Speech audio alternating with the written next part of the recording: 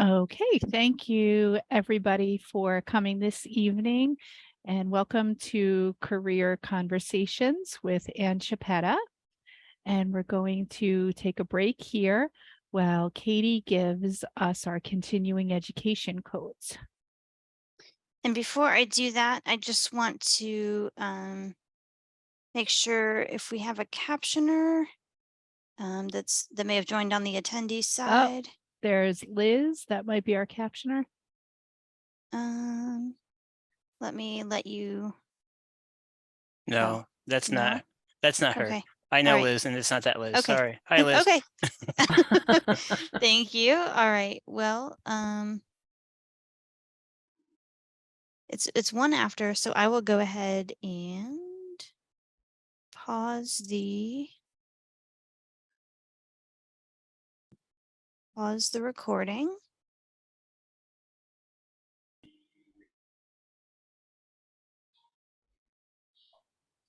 Okay, thank you everybody. And we are going to start off Career Conversations this evening and interviewing Annie Chiappetta. And Annie is an author and has written several books. And Annie, why don't you start off by telling us a little bit about yourself and how you became interested in writing? Sure. Hi, everybody. So wow, my path to writing and publishing books took a long time. Originally, I just wrote poetry and did whatever I needed to do, educationally speaking. And then I decided that I wanted to pursue it some more. And 2016, I wrote my first book of poetry. And then I have pretty much published a book about every 2 years ever since. But before that, I was a counselor for veterans for about 15 years.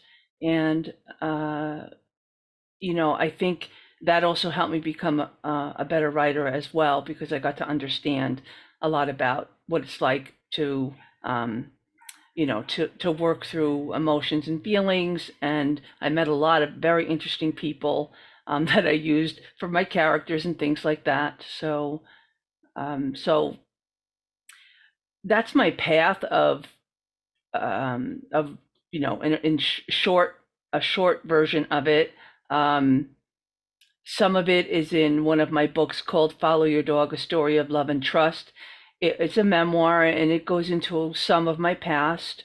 I wasn't always visually impaired. I have retinitis pigmentosa, and the eye disease wasn't discovered until I was 28, and I lost 60% of my vision in about 6 months. And that's when I, got a big wake up call and had to, go through the rehabilitation process and figure out what I wanted to do with my life, because my life had changed so much so quickly. And thank God I had a lot of support and help and a lot of services from a lot of different places. And one of the things that people told me was, don't give up. And, if you want to write, you write. And so that's what I've been doing. So throughout your writing process, have you had visual changes that have required that you change how you write? And I mean, back to even before you were published. Yeah. So let's go through the timeline here. Of course, I was when I was a kid, I learned how to read and write because I had vision. So I did that, but I did have to hold books really close to my face when I was reading, because there's no such thing as large print or anything back then. So so in high school, I started having a lot more problems with my eyes, and I always used like dark pens or darker lead pencils because I could never really see pencils. And so I always had to push really hard on the paper and stuff. And, and that'll, sometimes I poked holes in the paper and the teachers got mad at me and stuff. Like, why are you writing that hard? And I couldn't tell them it was because I couldn't see because I was afraid, So, later on, I guess after high school and stuff, I was always straining to look at things and, always squinting. And, I had no idea it was because of the RP and everything, because we didn't even know I had it back then. So, so a lot of times I would need like extra light. Like if I was reading a book in bed at night, I would have to have the lamp like right over the pages. And I'd have to like have it really close. So, and whenever I wrote in larger fonts than what everybody else did. And they were always like, why are you writing so big? I said, it's because I can see it better, So I was doing a lot of those things, just in natural steps of, accommodation. It wasn't until I got to college, after my diagnosis, that I really started making the accommodations with the lined paper and the 20/20 pens. And I finally got a CCTV, and that opened up, a whole new world for me because it leveled the playing field for me in college. I could, read the textbooks and do the studying and the research. And then I also got a computer at home, and that helped a lot as well through college life. The one thing I had the hardest time with, believe it or not, in college life was the campus. It was a split campus. So one part of I went to Iona University, which used to be called Iona College. And before that, I went to the College of New Rochelle, and they were very pastoral type, meandering campuses, like through residential areas. And it was really difficult for me to get my independence. And, a lot of times I would get lost, or I would have to have security help me, things like that. So those kinds of accommodations were the toughest part for me. I didn't have a guide dog then. I had only rudimentary cane skills. So, that was a big transition for me. And then I got through college without too much visual transition. And I graduated from Iona. And then right after that, I lost more of my vision right after that. Like within 3 years, I had lost probably most of the rest of my sight. And in 2009, I got my first guide dog. And I started my first job after losing my vision and going to college with my first guide dog. So it was about time for me to have that kind of stability in terms of my mobility and stuff. So. And what advice would you give to individuals who may be looking at writing as a profession? That's a really good question. And the first thing comes to mind is read, read, read, read, read. Study, read, and write all you can. Reading and writing are integral. You can't be good at one unless you're voracious with the other.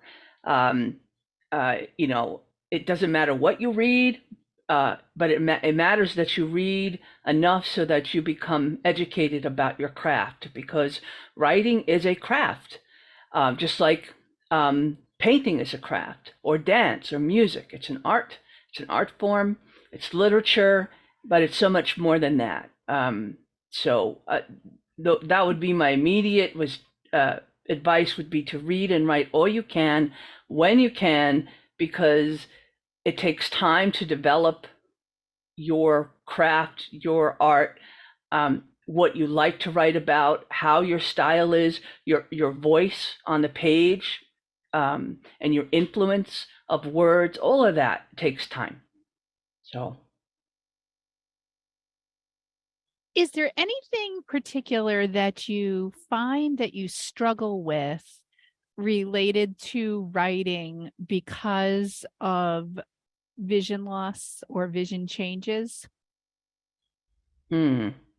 Um, you know, right now, I have my office and all of my tools and my tasks and all of that set up just the way I like it. So if there is a change in the software or the hardware or anything external like that, yeah, it kind of throws me off a little bit.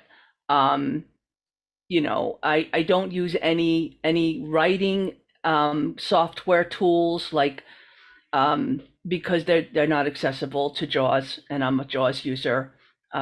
So I found that over the years, my ability to do my writing more independently has increased, and that's thanks to technology and all of the accommodations that have been going on, and the level of the speed in which technology changes to improve for people who are visually impaired, use screen readers or assistive technology.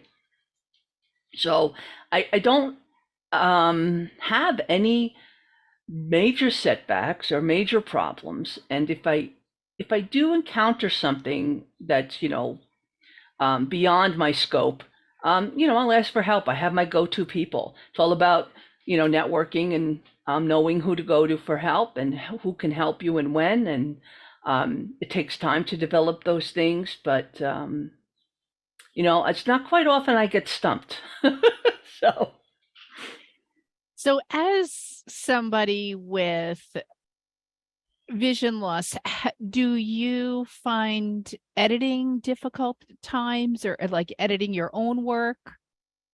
Yeah. I work out of a straight, Word document. I know how to operate Microsoft Word, Windows 11.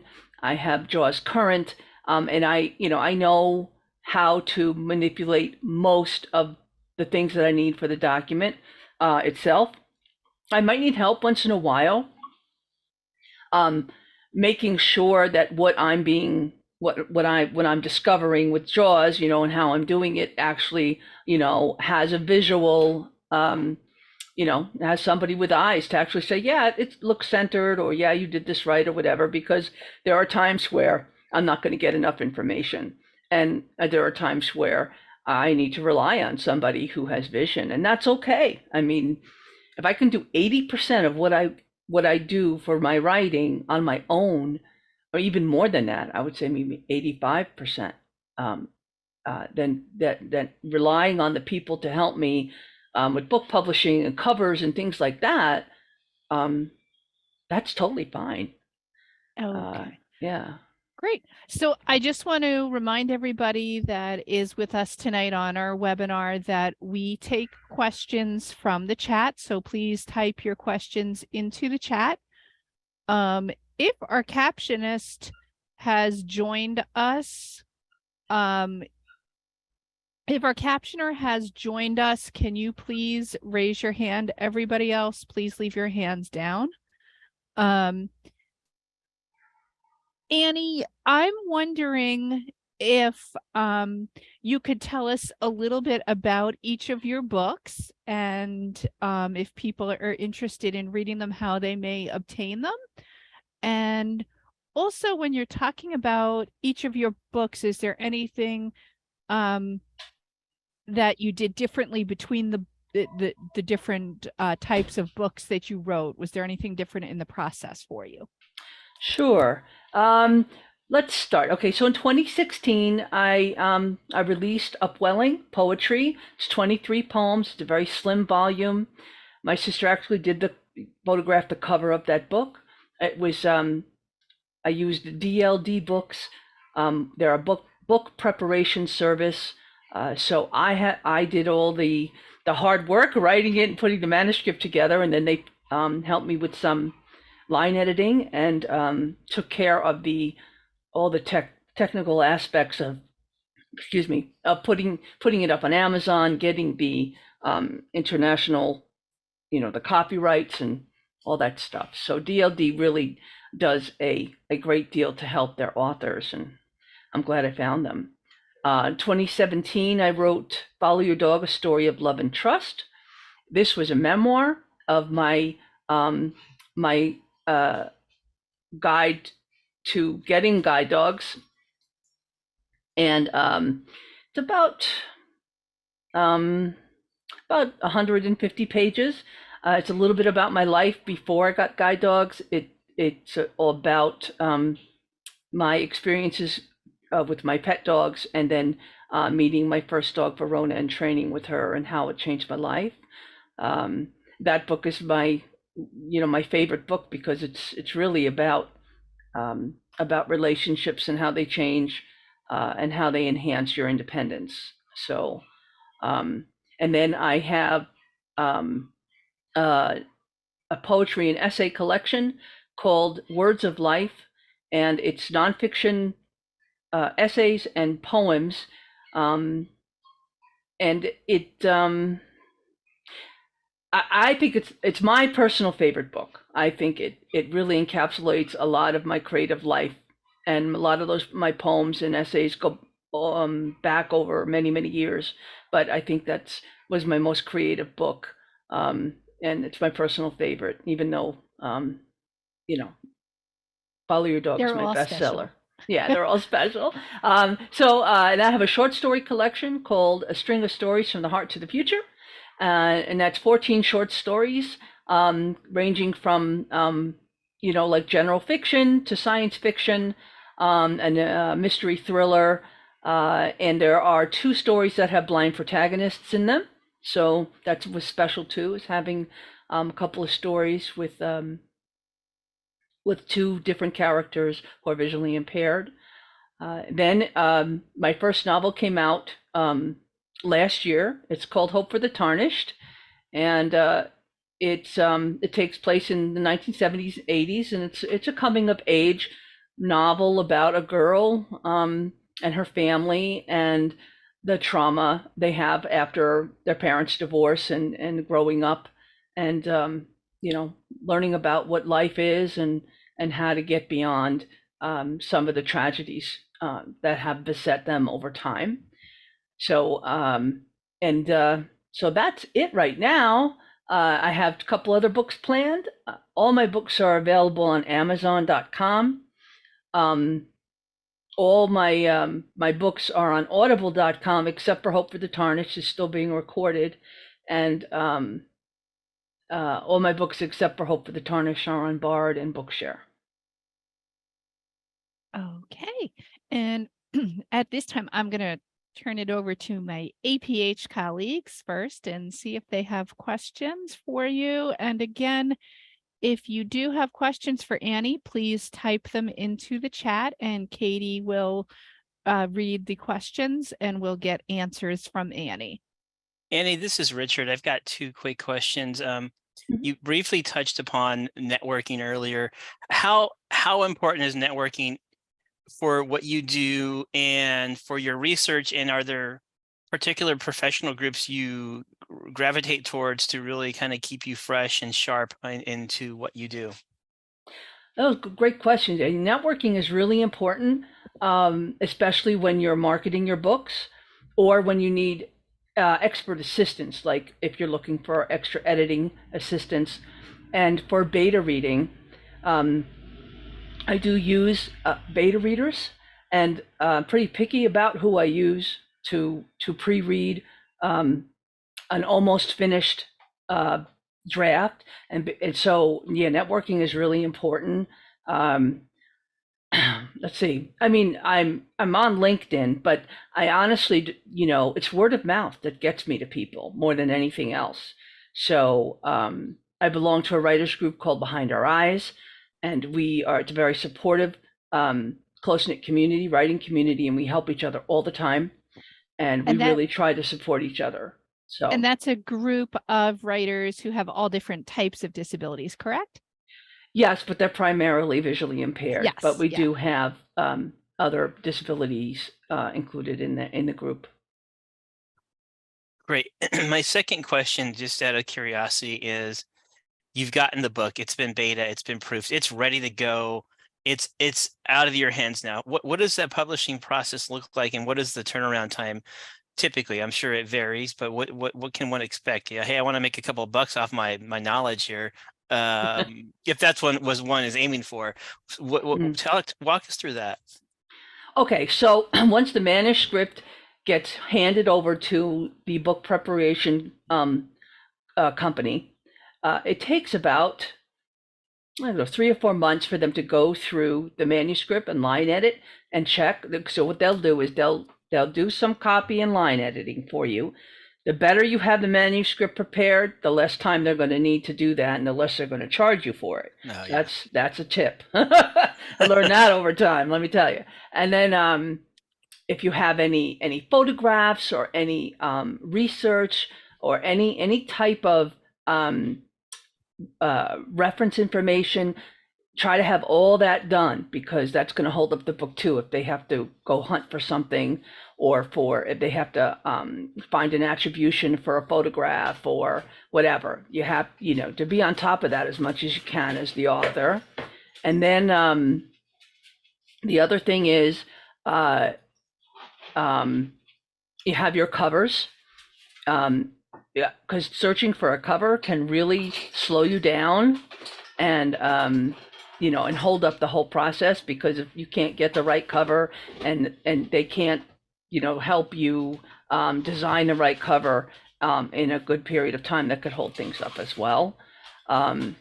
So I would say about 3 to 4 months. If everything goes well and there's no holdups and you get everything done, you can probably the independent publishing sector, you can do it in 6 months from start to finish. But it all depends on how well you have your materials set up for them. Because if you're an independent author, it's your show. You run everything. Yeah. That's the main difference between having a traditionally published book versus an independently published book. So. And my last question, are all your books, you said, on Amazon? So is it up to them to say or up to you if you just want it in a Kindle or audio format or in a print? How does all that work? Yeah, basically it's like cafeteria. You can have it just on Amazon and as a Kindle book. You can get a license. The basically what happens is the ebook is one license type. Okay, the soft cover book is another license type, and a hardcover book is another license type. So you can purchase all of those together or pick and choose. Some people don't choose the hardcover, which is called an Ingram Spark hardcover license number, because it's very expensive. Mm-hmm. So they go with the soft covers and the ebooks, because they're less expensive. But sure. So and then you can choose to have it put up on Draft to Digital and Smashwords as well. And I like to do that because you can purchase a file type that can be that can be made into a Braille, a BRF file, and you can read it from a Braille display. So that's a good accommodation I like to have. So yeah. So you can do whatever you want pretty much. And all options are available, or limited options are available, or if you just want it as an ebook, that's fine. You don't want print copies, that's fine. That's the beauty of being an independent author. You can choose whatever you want, and usually have it your way. So as a person who is low vision, how do you have your editors indicate to you that they've made changes? I know for sighted people, it can be highlighted or flagged. What do you use? And is there anything specific that helped you make that decision, whether it be accessibility or making the process easier for everybody involved? So I work with a woman named Leonore. And her, she works, she emails. So she'll be, if she's like, let's say she's copy editing chapter 5, and she sees, a sentence or something that's awkward. She'll cut and paste the sentence into an email. She'll reference where it is and the page number of the manuscript, and we talk about it, correct it, and we move on. This is how her and I work together, and we do pretty well. And we can go through an entire 200-page manuscript in a matter of a couple of weeks. I know how to operate track changes. I've had to do that for a couple of anthologies through other publishing companies. That's all they'll do. And they say, sorry, everybody works in track changes and you need to as well. So I've had to learn how to do that. It's not too bad. Track changes are accessible using JAWS, but Yes. It is something that even if you're not writing, if you're collaborating in college or high school or something, it's something that people may want to explore learning because it is important. I would say it's important to know it and to practice so that you understand how to navigate through track changes. But it's better than it used to be, especially used to be really horrible.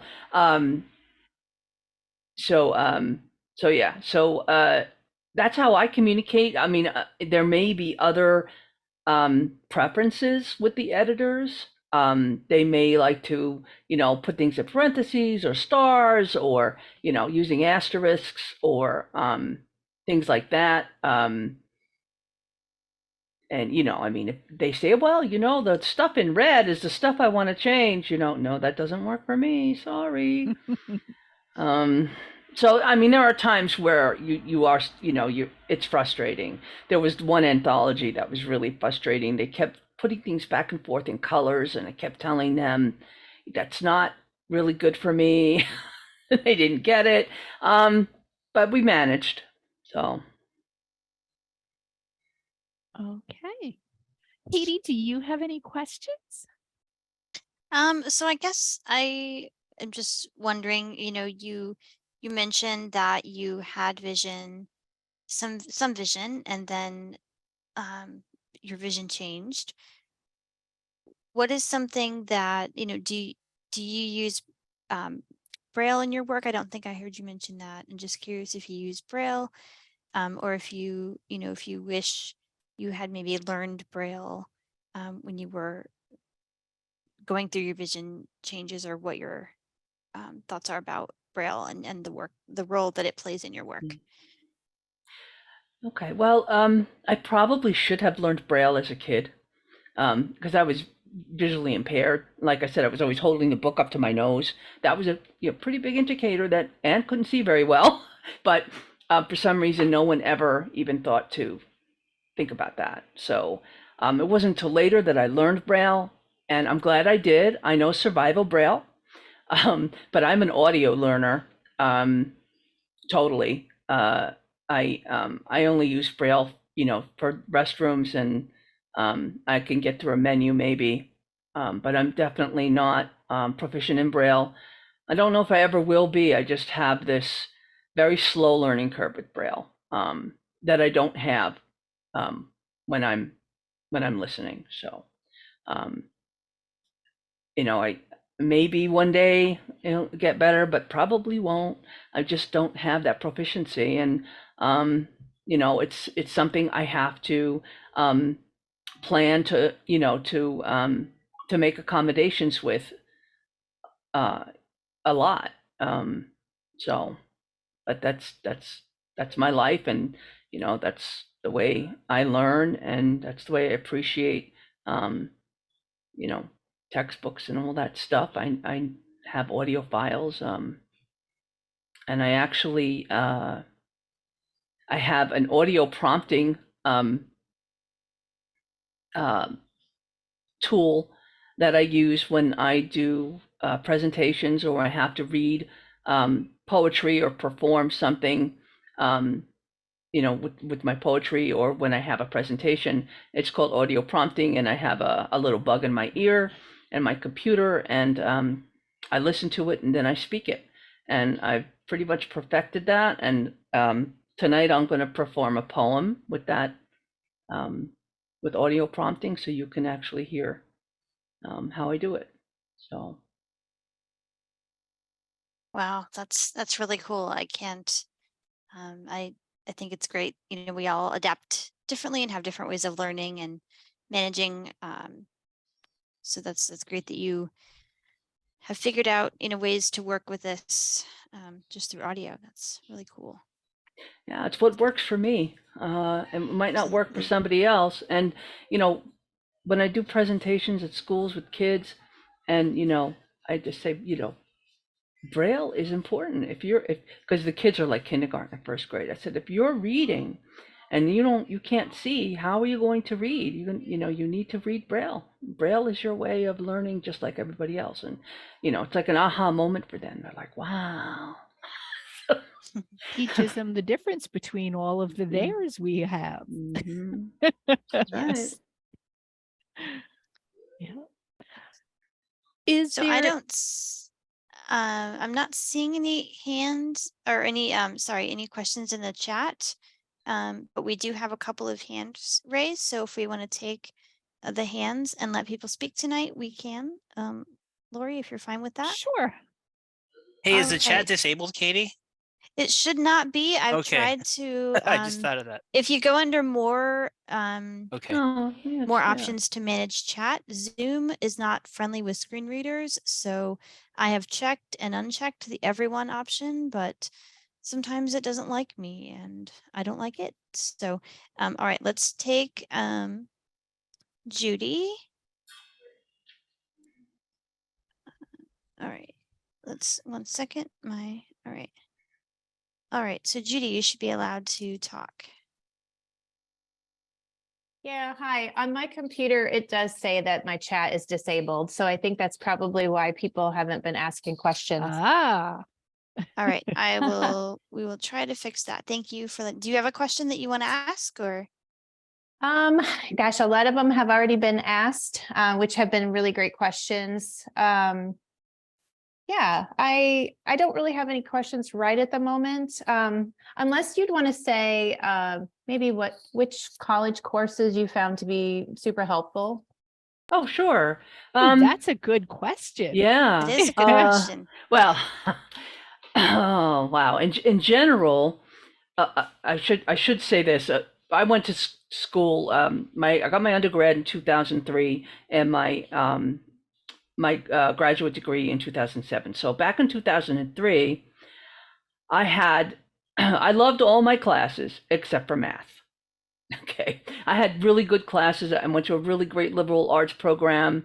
You know, I took literature and psychology and some forensic stuff, and you know, lots of literature and psychology classes. And I even got to take a children's literature class that was really fun, and films and literature. And so I was immersed in all of that. And then I had to take this stupid math class. So, back then I had enough usable vision to be able to see a pad and a thick black marker. And since the professor taught strictly from a blackboard, and this is it was a Catholic college, so they had, you know, didn't have much technology. They didn't have any like whiteboards or anything like that back then. So I would pay somebody to sit beside me and rewrite everything he wrote on the blackboard on this big white pad.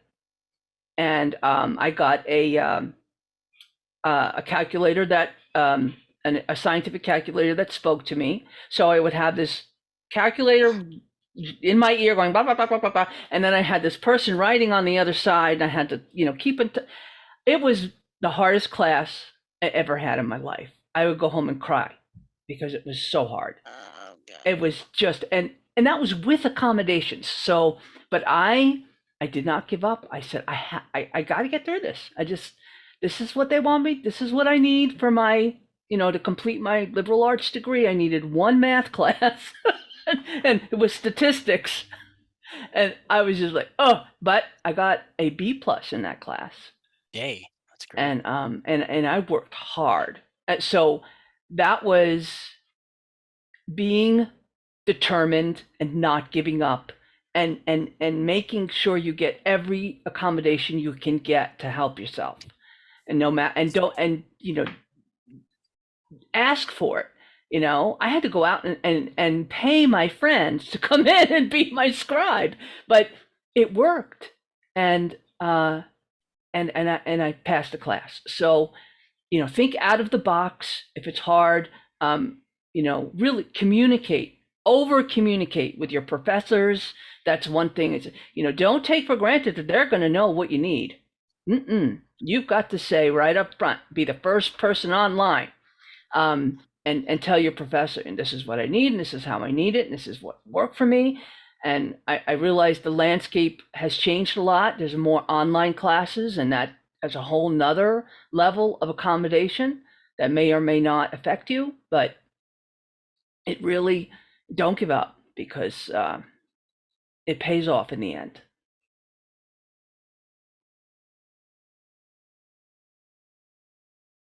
Okay, and do we have any other hands, Katie? Yes. Whitney, you should be able to talk. Hello?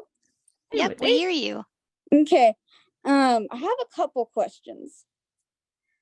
My first question is, so how did COVID change the way you do things? Well, I was doing a lot of presentations and doing a lot of advocacy and traveling around a lot and everything, and COVID stopped all that. And I'm just getting back to doing that now. It just put a stop to a lot of that advocacy work, a lot of that connection that making meaningful connections is part of who I am. That's my tagline. And COVID put a stop to a lot of that. Zoom can only help so much. So Yeah. And as far as like your writing stuff goes, how did COVID affect the way you publish your everything? And it didn't affect that at all, because that's all done, on a computer or over the internet. It did actually, it actually made me write more. So, yeah, I have a lot more material than I thought I would have had, and I had a lot more time to work on things too. So, good questions. Thank you. Also, I have another question. Yeah. So you say you have things on books on Bard, right? Yes. What would your last name be, so I could look up your, because I can't remember all those names of your books. So it's Chiappetta, and it's Chiappetta. Oh, okay. Yeah, and first name Richard, is if somebody wants to put that in chat, that would be great. Got it. Will Thank do. you. Good questions, Whitney. Thank you. Yeah. You're welcome. All right. Next, Sierra.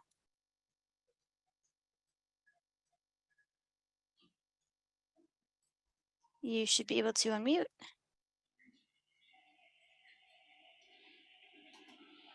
Okay, can you hear me now? Yes. For me, my biggest question would be like the overall functioning of not even just being a writer, but in general functioning as someone who is blind. I'm very fascinated, even though I'm visually impaired. I look at people who have a lot more blindness and I'm like a lot less vision, to the point that I'm like, I don't pity them. I actually think to myself, oh my gosh, I couldn't imagine what it would be like to like close my eyes and try to function through life. So my question is just day-to-day functioning. How do you live? It's not even just the writing aspect, but like I can't even do things with my computer very well just because I'm technologically having problems. But anyway, it's just, that's kind of my question about visual impairment. Yeah. Most of the time, my visual impairment or my loss of vision doesn't really get in the way anymore. I've been I've been severely visually impaired for over 25 years. So I got a lot of practice at it. But I do remember when that first couple of years, it was really hard. And there were a lot of times where I just gave up, but I gave it a break. There were a lot of times where I can't do this, and and I would just, I don't know, go watch TV and just not deal with it for a while. But that got less and less over time, and the more determined I got, the more successful I became. Those things really help you boost your self-confidence and everything, and get you to want to do more and make more of yourself. And I think it's just something that is like a positive turnover of things. The more you do, the more you want, the more you achieve, the more you're going to achieve. But there are times where it sucks. There are times where it's difficult. There are times where I wish I wasn't blind, but that usually doesn't last very long. And I move on. And do you find, Annie, that sometimes when you have those frustrating experiences, you write about them, whether it be on a personal blog, on social Yes. media, you share your experiences? I do.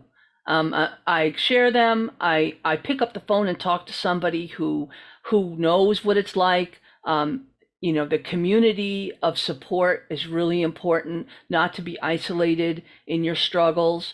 And there is support there. There are people who will listen. And for me as a writer, I mean, that's how I started writing. It was a catharsis of dealing with my blindness and my loss and my grief over losing my vision, and not knowing how it would turn out. The not knowing what it's going to be like for me next year or 3 years from now. That was really hard to cope with. And I think that the grief over the loss of your vision probably affects you more profoundly than you want to admit. And it isn't until you're past that point and you look back and go, whoa, man, I got through that. And you realize, how significant it was, and like, wow, didn't know how I got through that, but I did. And, that's the achievement, and that's the self-confidence and the relief to say, okay, well, I did that. I got through white cane training, and I didn't hurt myself, run into a pole. So I can do more, and you build on it. So that took me a long time. And, not, whether it takes the person next to you less time or someone else 3 times longer, we're all different people. We all learn, and we all adjust different levels, to just, be kind to yourself, and, reach out to people when you need to reach out. Okay, I think we're going to take one more quick question, and then Annie is going to share her poem with us. And then we will close with a reminder from me. We are having I'll do my reminder first. Next week, we will be having Employment Connections, which will be quarterly. And our topic next week will be disclosing disability. And the time of the event is 6 p.m. Eastern. So if you haven't registered for that, please do so. And Richard, do you have anything you'd like to add?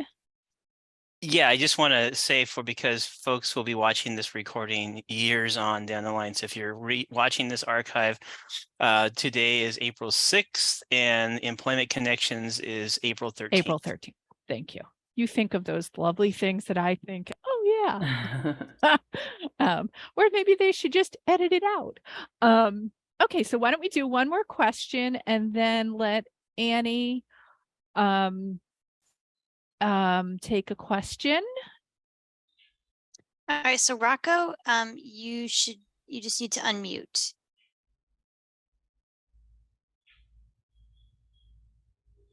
can you hear me? Yes, we Yes. can.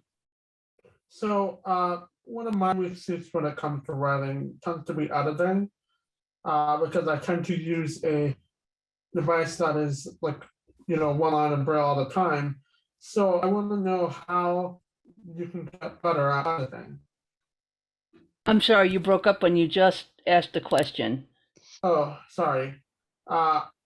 So when I write, I use a device that has one line of Braille at a time. Right. So I just want to know how people become better at editing. How do people become This better? is a weak suit. Editing with using one line of Braille and just Hmm. improving their editing and Yeah. Well, Annie's not a Braille reader, Right. so I was just thinking in general how you can improve yeah, editing. in general, editing I think would be a skill that you kind of develop over time and doing it over and over again. So Well, you know, I think that whether I think this is very interesting to me because I'm not a Braille reader or writer, but line editing is line editing. So whether you're reading it with Braille or whether you're doing it through JAWS, it's basically the same concept, right? You're going through the line word by word or character by character or sentence by sentence, and you want to make sure that what either what you're reading with your fingers or what you're hearing in your ears makes sense, is grammatically correct, and just feels right. Most of the time, people's gut instincts about a sentence or word being awkward or out of order is really makes sense. So, a lot of times you can follow your gut with that. Another thing is to make sure that, the rules in order to break them. So, that's, brush up on all your grammar, and your participles and, all that stuff that, you probably didn't want to learn in school when you were like in 8th grade. But yeah, so the more you know, the better you're going to be about being able to edit your own writing or the writing of others. And so that's what whether it's you're doing it in Braille or whether it's audio or whether it's actual visual print, it's basically the same thing. And you might actually have an advantage with Braille because you'll pick up on misplaced punctuation and stuff like that that sometimes is missed when you're just listening to it. And Lori, we do have a question that came in the chat. So Sure. chat may be working or functioning somewhat. So asking about someone is interested in becoming an author. The now chat appears to be working, so our questions are coming in. That's great. The question though is the person is interested in becoming an author, so wondering how many drafts do you write of something? So that's it's a very interesting question. How many? Yeah, it is interesting. It depends on what you're writing, and some authors are very organized, work from an outline, do scene by scene, and they're extremely regimented about their drafting process and all that. I'm kind of in between the outlining and the go to write with the expressively and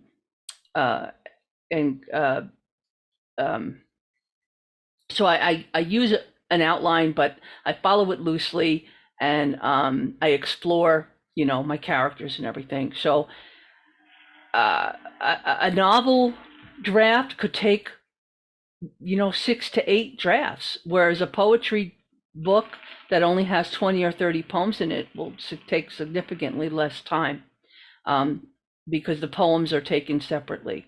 Each piece is separate. So, but a novel takes a lot, and so that's a question that you can only answer for yourself once you start the writing journey and your project in your writing journey and the level of experience you have. But I would say if you want to start writing a book, by all means, write it. What's stopping you? Great. We have a question asking here, do you use Grammarly to help with your writing or editing? You know, Grammarly is not accessible to people using screen readers like JAWS. So no, I do not use Grammarly. All right. And then a question about how can books be published in all formats or multiple formats? How is that accomplished? Yeah, that's a really good question. It takes a lot of time and perseverance. And there's, I wish there was like a book about how to do that. Maybe I'll write that book. I don't know. But it is a process and it's all different. Like, it depends on your regional library, your regional library, how they have the recording studio set up, how many times people have to request your book before the NLS BARD program will accept it for being recorded. But if you have it recorded through Audible, you can send them your files. I mean, there is a lot. I think the easiest process out of all of that is Bookshare. You can send your book into Bookshare in an electronic format in a PDF, and within a couple of weeks, they have it out on Bookshare for you. That's been the easiest. The NLS BARD program can take a lot of time, depending on who you know and which regional library has the best studio, or whether you have your files already recorded, on Audible. I mean, it takes a lot of just the juggling of who wants what, when they want it, how much extra stuff they want in terms of your audio files. Sometimes they want it a certain way, they want certain things said a certain way, and you have to go and record those little tidbits for them. So there are a lot of moving parts to that, and there's really no easy answer for that.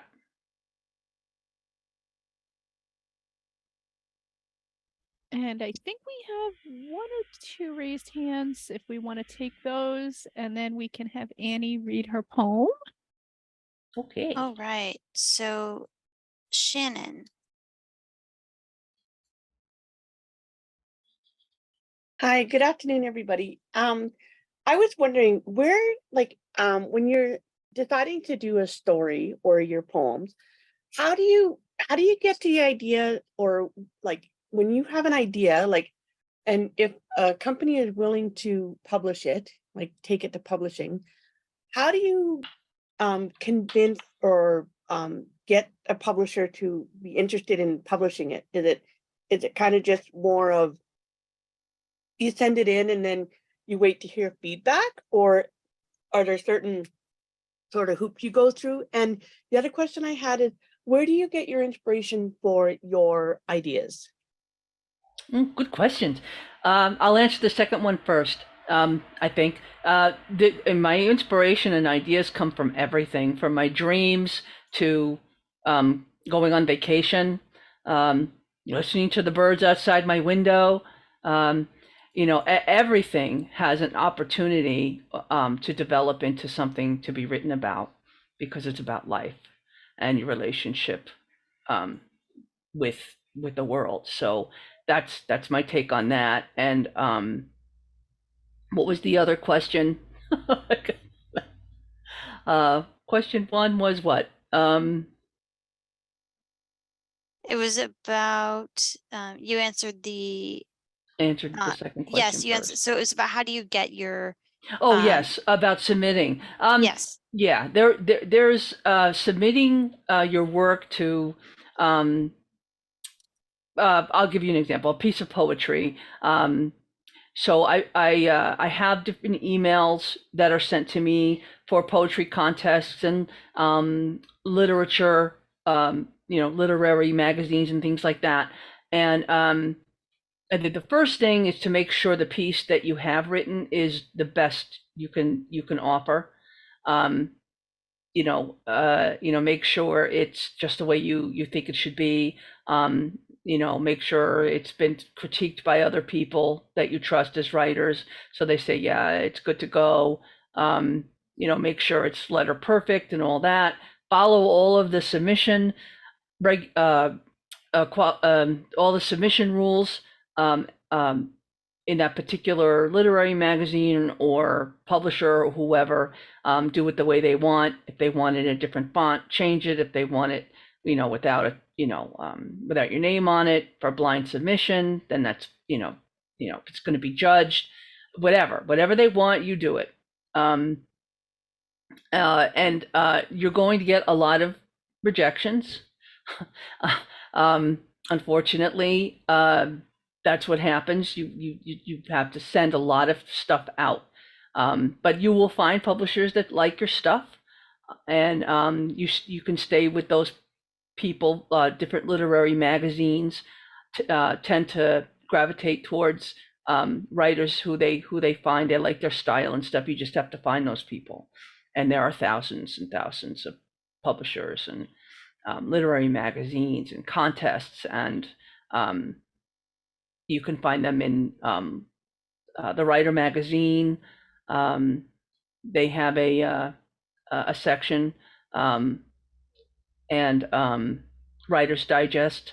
They also have a section for looking for stuff like that. So you've got to know your resources, and that's a whole nother webinar. I could talk a whole hour on that alone. But yeah, I guess you have to be confident in what you're writing and what you're sending, and be okay and comfortable with that, and just take your chances and go for it.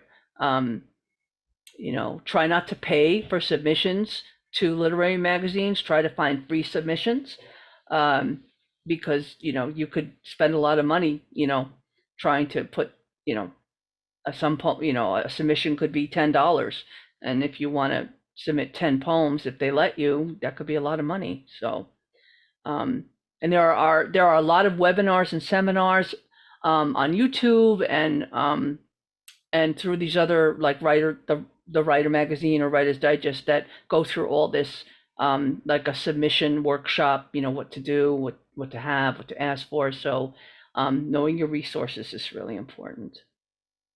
Question for Katie and Lori: do we want to do the CEUs and then go and do the poem, since we're at the top how of the about hour? if we do that?